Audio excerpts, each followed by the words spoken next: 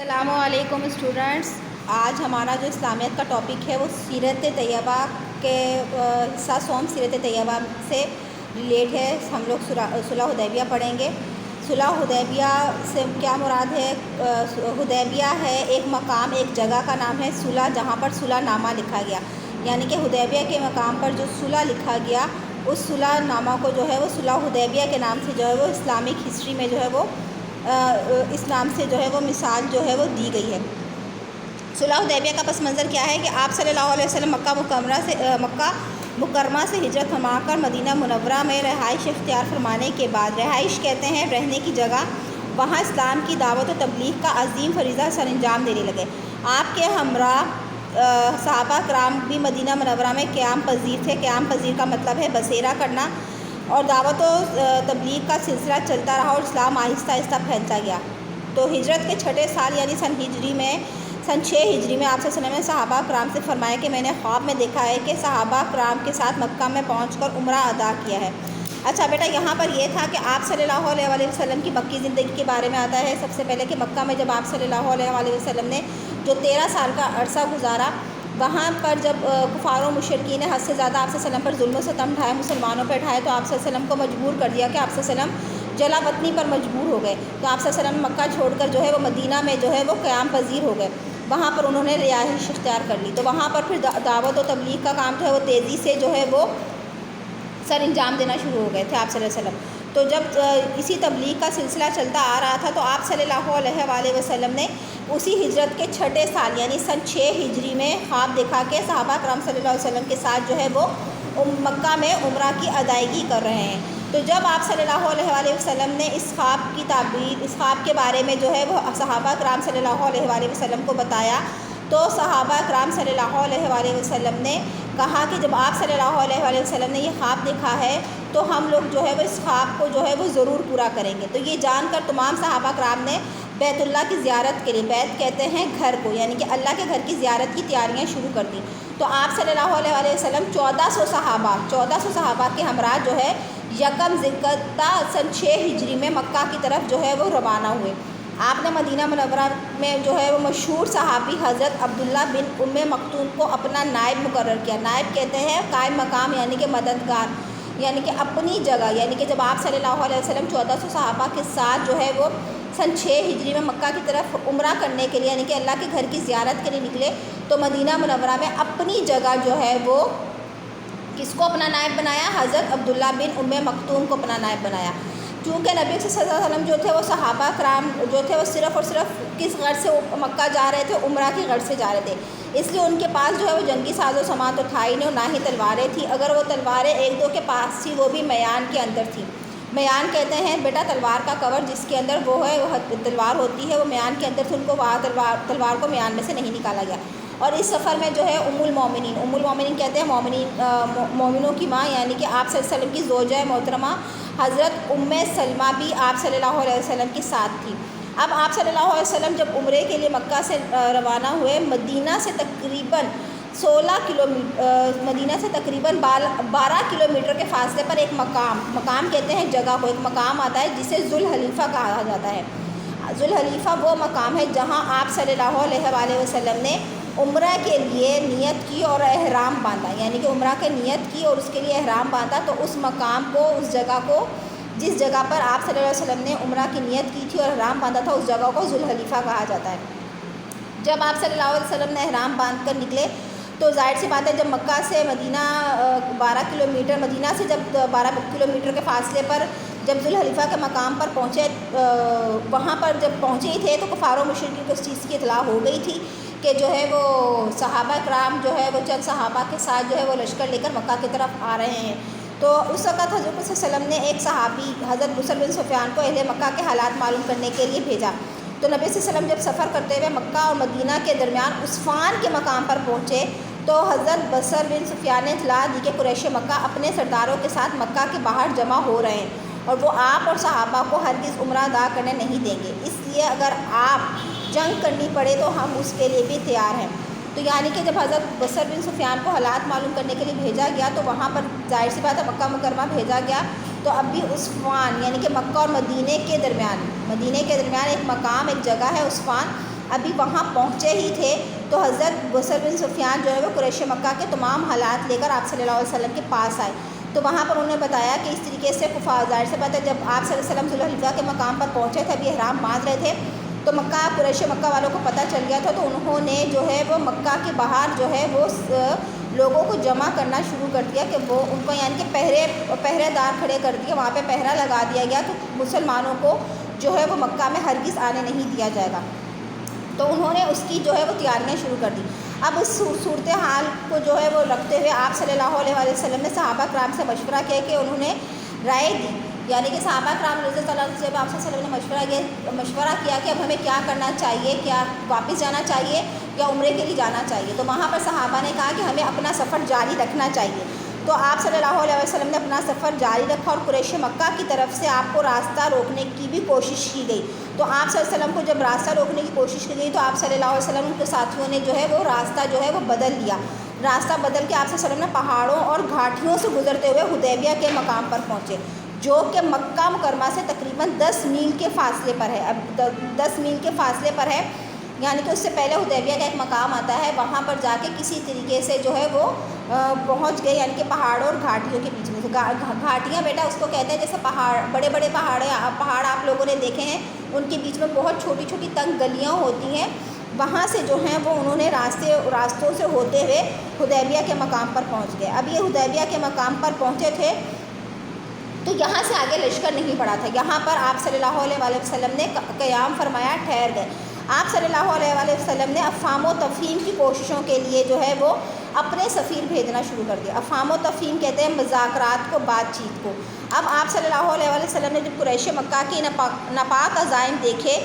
تو انہوں نے جو ہے وہ ناپاک یعنی کہ عزائم دیکھے جو کہ اپنے پکے ارادے پہ جو تھے وہ قائم تھے کہ کسی طریقے سے بھی ان کو جو ہے وہ عمرہ ادا کرنے نہیں دیں گے۔ جب انہوں نے دیکھا کہ ان کے ناپاک عزائم کو دیکھ کر آپ صلی اللہ علیہ وسلم نے حضرت بدیل بن ورقہ کو جو ہے وہ قریش کے پاس پیغام دے کر بھیجا کہ ہم صرف اور صرف عمرہ کی نیت سے آئے ہیں، اس لیے ہمیں خانہ کعبہ کی زیارت کے لیے چھوڑا جائے۔ تو قریش مکہ نے بات نہ مانی اور اس دوران بات چیت کا سلسلہ جاری رہا، لیکن کوئی بات طے نہ ہو پائی۔ یعنی کہ آپ صلی اللہ علیہ وسلم نے سب سے پہلے حضرت بدیل بن ورقہ رضی اللہ تعالیٰ عنہ کو بھیجا کہ جائیں، جا کر وہاں پر ان کے ساتھ مذاکرات کریں اور انہیں یہ بات کلیئر کر دیں کہ ہم کسی جنگ کے لیے نہیں آئے بلکہ صرف اور صرف مکہ کس مقصد سے آئے ہیں، عمرہ کرنے کی نیت سے آئے ہیں، یعنی کہ بیت اللہ کے گھر کی زیارت کے لیے آئے ہیں، تو لہٰذا ہمیں صرف عمرہ کرنے دیں، ہم عمرہ کر کے واپس چلے جائیں گے۔ لیکن حضرت بدیل بن ورقہ کے کافی دیر تک جو ہے وہ قریش مکہ کے سرداروں سے بات چیت کا سلسلہ جاری رہا، لیکن یہاں پر کوئی بات جو ہے وہ نہیں مانی گئی ان کی، یعنی کہ مذاکرات کامیاب نہیں ہوئے۔ تو آپ صلی اللہ علیہ وآلہ وسلم نے پھر اپنے دوسرا سفیر کو بھیجا جو کہ حضرت عثمان غنی رضی اللہ تعالیٰ عنہ تھا۔ ان کو کہا کہ معاملے کو سلجھانے کے لیے جو ہے وہ آپ جو ہے قریش مکہ کے پاس جاؤ۔ انہوں نے ہر ممکن طریقے سے سمجھانے کی کوشش کی کہ ہم صرف عمرہ کرنے آئے ہیں تو اور ہم عمرہ کر کے جو واپس چلے جائیں گے۔ تو اہل قریشوں نے صرف اتنی لچک دکھائی، یعنی لچک مینس نرمی دکھائی گئی کہ اگر حضرت عثمان چاہیں تو عمرہ ادا کر سکتے ہیں، لیکن حضرت عثمان نے نبی صلی اللہ علیہ وسلم اور دیگر صحابہ کے بغیر عمرہ ادا کرنا گوارا نہ کیا اور قریش مکہ کی پیشکش ٹھکرا دی۔ تو حضرت عثمان جب گئے، انہوں نے مذاکرات کے لیے جب حضرت عثمان کو اپنا خاص سفیر بنا کر بھیجا گیا، سفیر کہتے ہیں قاصد یا پیغام پہنچانے والوں کو، تو اہل مکہ نے جو ہے وہ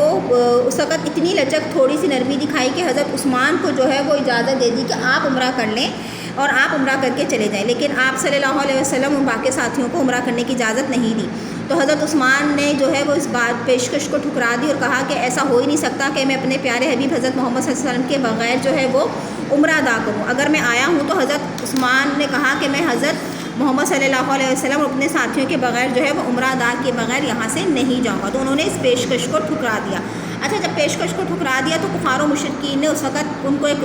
سازش سوجی اور وہاں کے کچھ شریر جو کفار و مشرکین تھے انہوں نے ایک جھوٹی افواہ پھیلا دی، اور وہ جھوٹی افواہ یہ پھیلا دی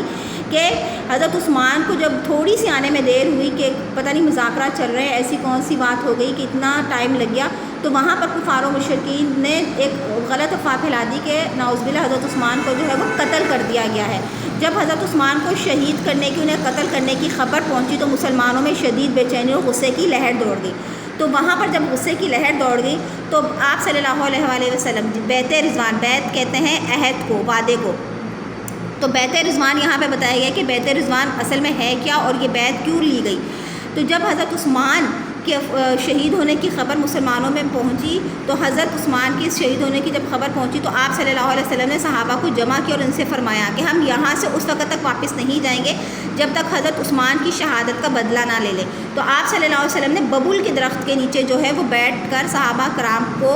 کہ ایک ایک کر کے آتے ہوئے آپ صلی اللہ علیہ وسلم کے دست مبارک، دست کہتے ہیں ہاتھ کو، بیعت لی ان سے. اور بیعت لینے کے بعد یہ بیعت لی گئی تھی کہ ہم لوگ جب آئے ہیں تو یہاں پر حضرت عثمان کا جو ہے وہ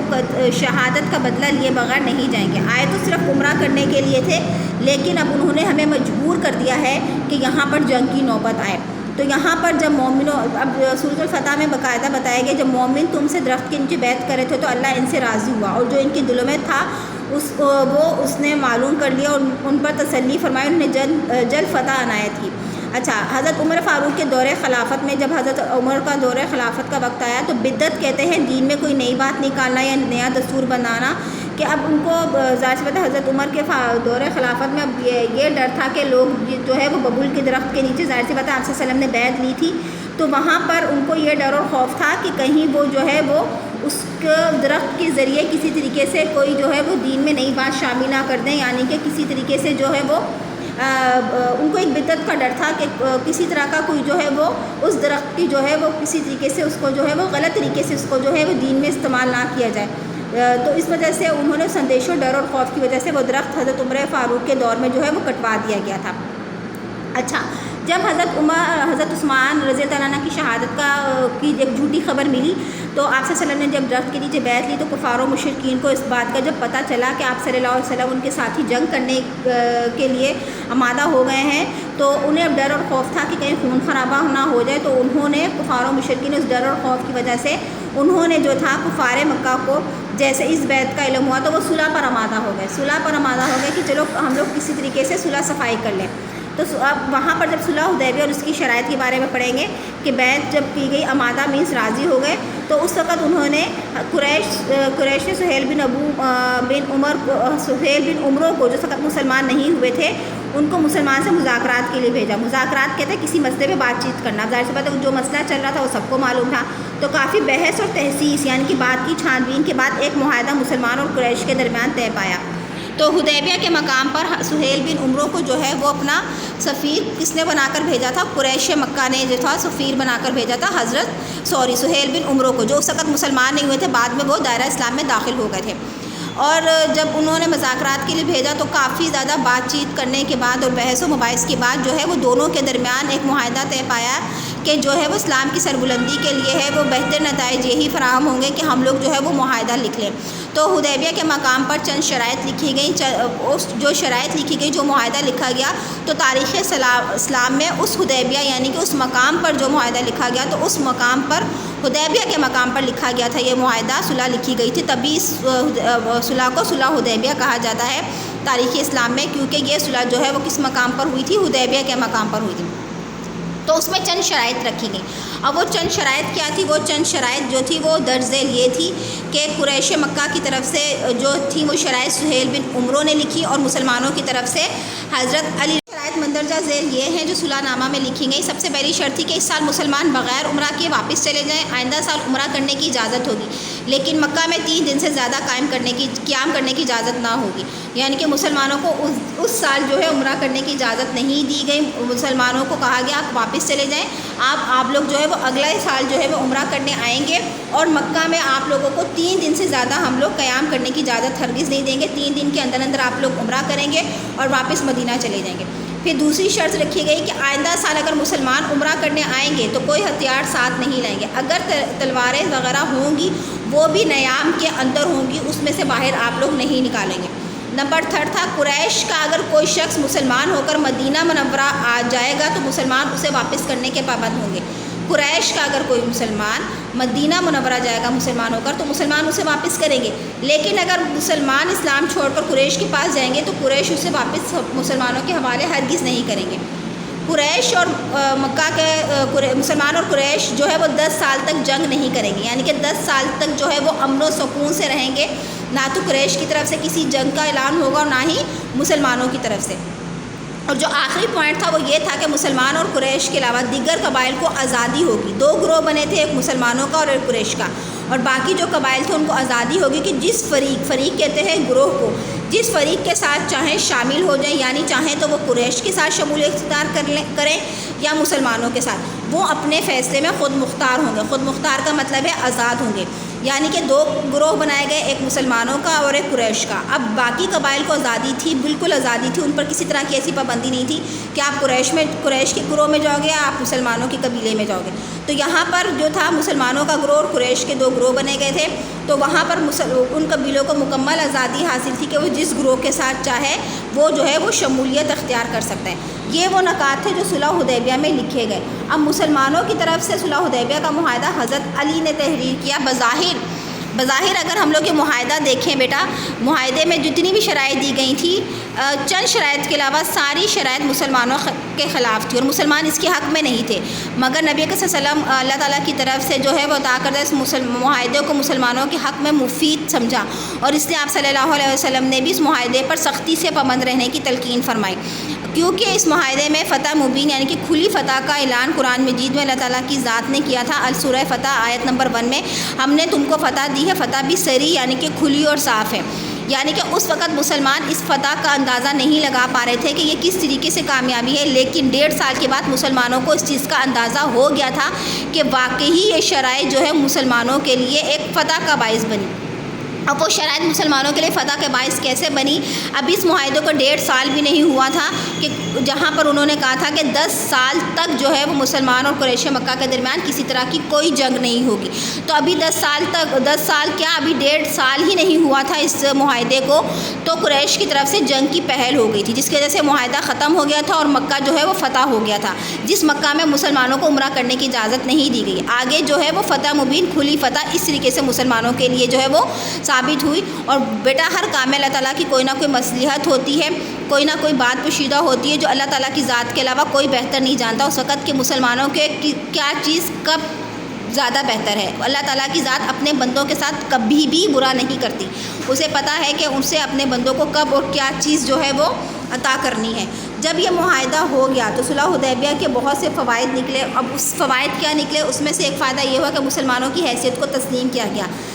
تجارتی قافلے آزادی سے آنے جانے لگے۔ کیونکہ آزادی سے کس طریقہ سے آنے جانے لگے؟ جب انہوں نے کہا 10 سال تک معاہدہ جو ہے وہ جنگ نہیں ہوگی، امن و سلامتی کے ساتھ جو ہے وہ مسلمان اور کفار و مشرکین رہیں گے، تو اس طریقے سے تجارتی قافلے کھلنا شروع ہو گئے، مکہ اور مدینہ کی طرف آسانی سے آنے لگے۔ اس دوران مشرکوں کو مسلمانوں کے خلاص حسن عمل یعنی نیک عمل، نیکوکاری، پاکیزہ